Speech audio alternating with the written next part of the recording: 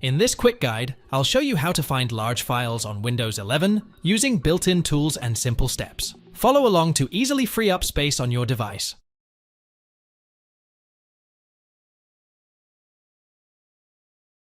Open File Explorer by pressing Windows key plus E. Navigate to the drive you want to search, for example, C.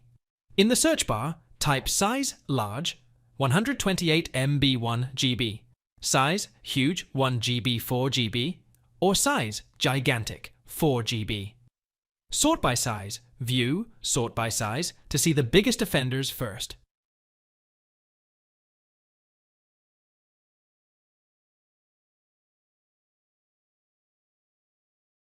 Press Win plus S, then on search bar type Windows Powershell.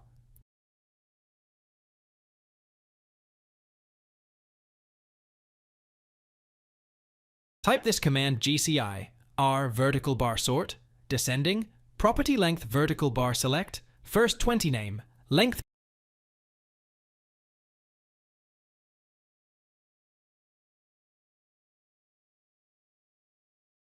Press Win plus S, then on search bar type command prompt.